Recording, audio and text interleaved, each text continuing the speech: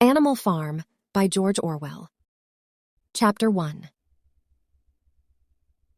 Mr. Jones of the Manor Farm had locked the henhouses for the night, but was too drunk to remember to shut the pop-holes.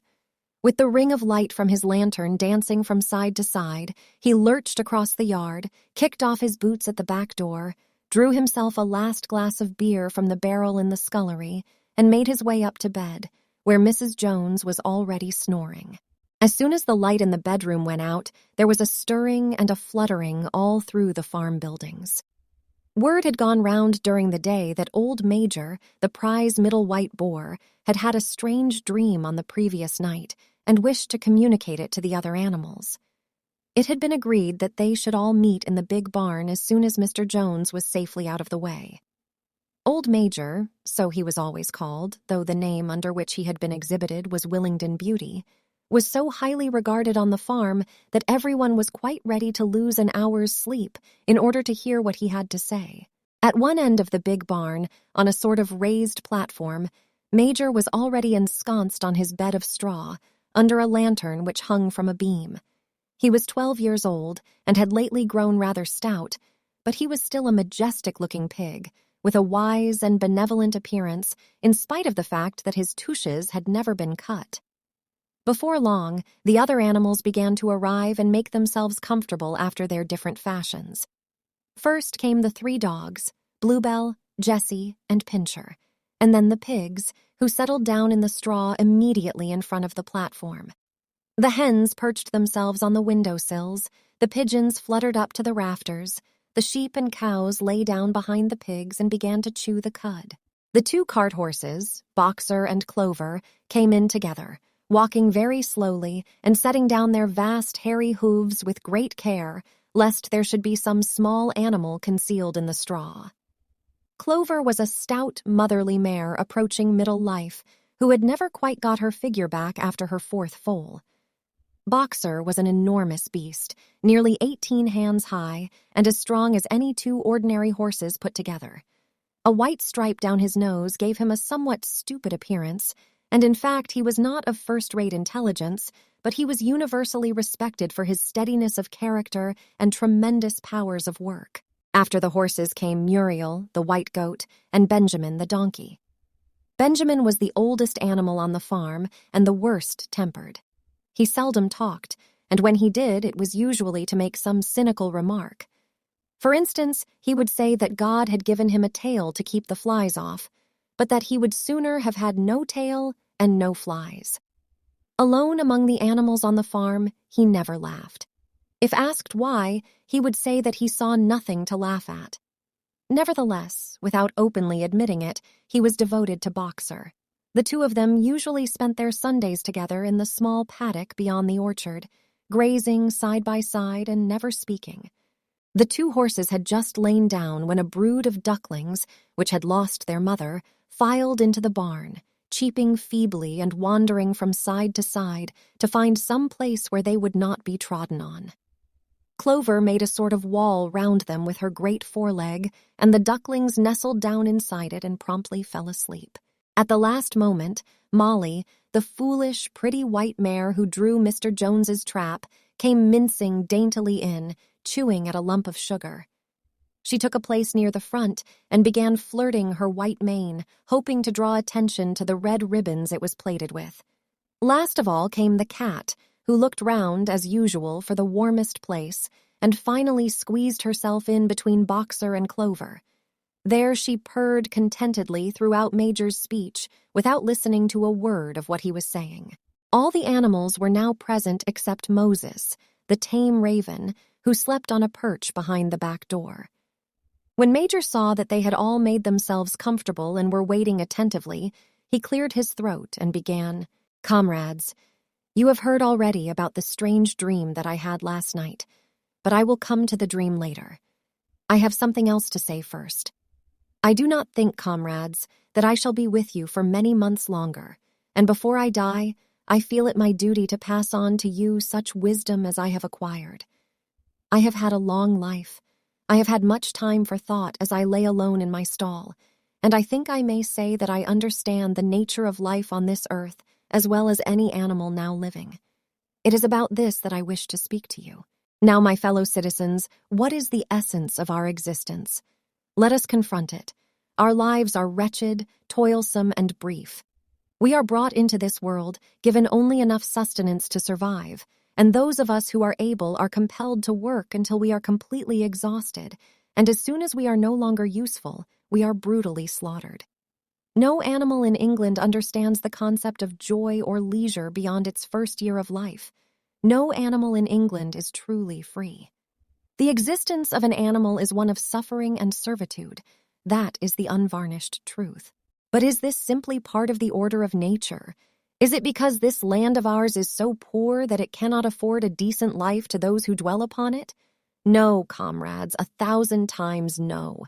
The soil of England is fertile, its climate is good, it is capable of affording food in abundance to an enormously greater number of animals than now inhabit it.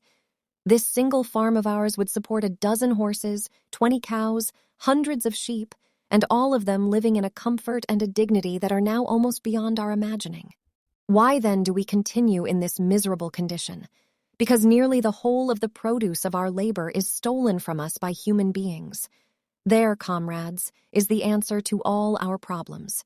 It is summed up in a single word: man. Man is the only real enemy we have. Remove man from the scene, and the root cause of hunger and overwork is abolished forever. Man is the only creature that consumes without producing. He does not give milk, he does not lay eggs, he is too weak to pull the plow, he cannot run fast enough to catch rabbits. Yet he is lord of all the animals. He sets them to work. He gives back to them the bare minimum that will prevent them from starving, and the rest he keeps for himself. Our labor tills the soil, our dung fertilizes it, and yet there is not one of us that owns more than his bare skin. You cows that I see before me, how many thousands of gallons of milk have you given during this last year? And what has happened to that milk which should have been breeding up sturdy calves? Every drop of it has gone down the throats of our enemies. And you hens, how many eggs have you laid in this last year, and how many of those eggs ever hatched into chickens? The rest have all gone to market to bring in money for Jones and his men. And you, Clover, where are those 4 foals you bore? Who should have been the support and pleasure of your old age? Each was sold at a year old. You will never see one of them again.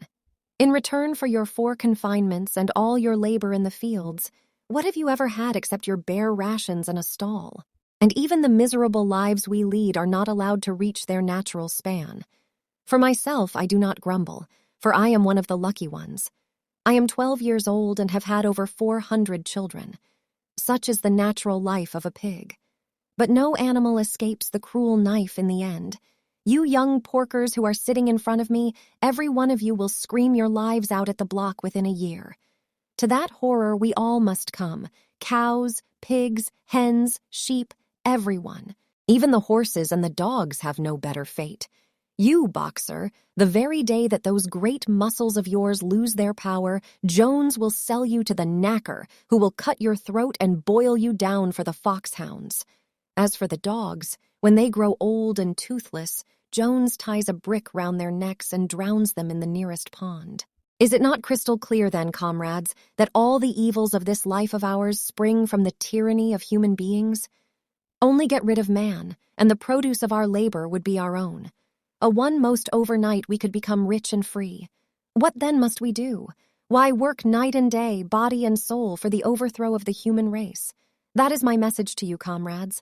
Rebellion. I do not know when that rebellion will come. It might be in a week or in 100 years. But I know, as surely as I see this straw beneath my feet, that sooner or later justice will be done. Fix your eyes on that, comrades, throughout the short remainder of your lives. And above all, pass on this message of mine to those who come after you, so that future generations shall carry on the struggle until it is victorious. And remember, comrades, your resolution must never falter. No argument must lead you astray.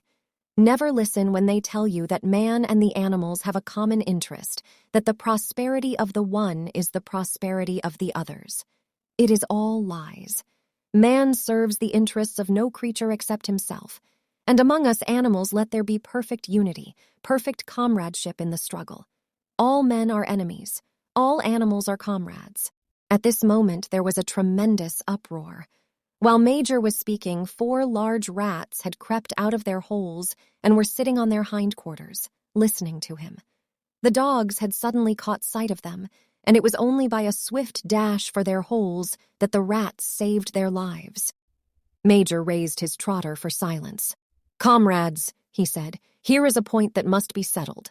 The wild creatures, such as rats and rabbits, are they our friends or our enemies? Let us put it to the vote. I propose this question to the meeting. Are rats comrades?" The vote was taken at once, and it was agreed by an overwhelming majority that rats were comrades. There were only 4 dissentients, the 3 dogs and the cat, who was afterwards discovered to have voted on both sides. Major continued, "I have little more to say. I merely repeat, remember always your duty of enmity towards man and all his ways.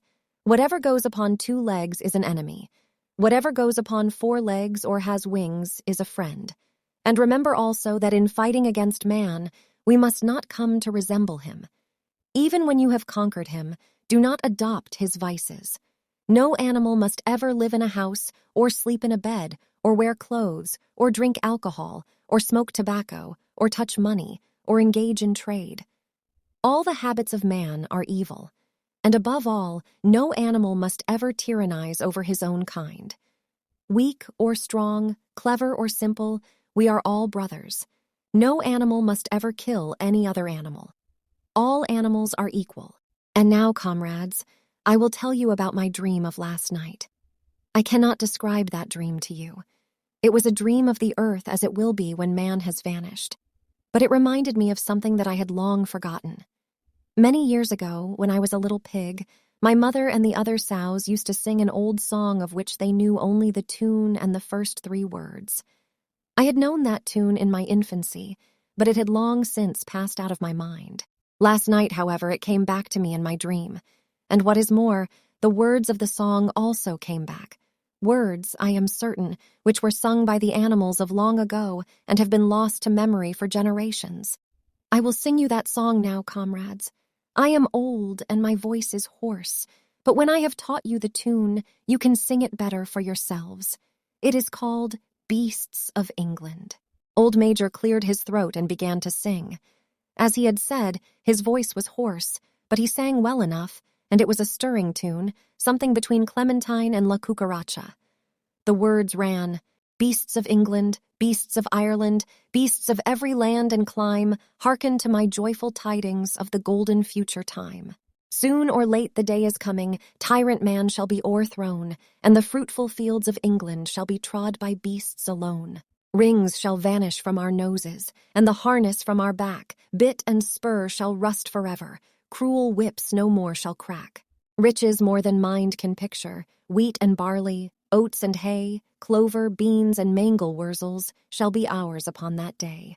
Bright will shine the fields of England, purer shall its waters be, sweeter yet shall blow its breezes on the day that sets us free. For that day we all must labor, though we die before it break. Cows and horses, geese and turkeys, all must toil for freedom's sake. Beasts of England, beasts of Ireland, beasts of every land and clime, hearken well and spread my tidings of the golden future time." The singing of this song threw the animals into the wildest excitement. Almost before Major had reached the end, they had begun singing it for themselves. Even the stupidest of them had already picked up the tune and a few of the words, and as for the clever ones, such as the pigs and dogs, they had the entire song by heart within a few minutes. And then, after a few preliminary tries, the whole farm burst out into Beasts of England in tremendous unison. The cows lowed it, the dogs whined it, the sheep bleated it, the horses whinnied it, the ducks quacked it. They were so delighted with the song that they sang it right through 5 times in succession, and might have continued singing it all night if they had not been interrupted. Unfortunately, the uproar awoke Mr. Jones, who sprang out of bed, making sure that there was a fox in the yard. He seized the gun which always stood in a corner of his bedroom and let fly a charge of number 6 shot into the darkness. The pellets buried themselves in the wall of the barn, and the meeting broke up hurriedly. Everyone fled to his own sleeping place. The birds jumped onto their perches, The animals settled down in the straw, and the whole farm was asleep in a moment.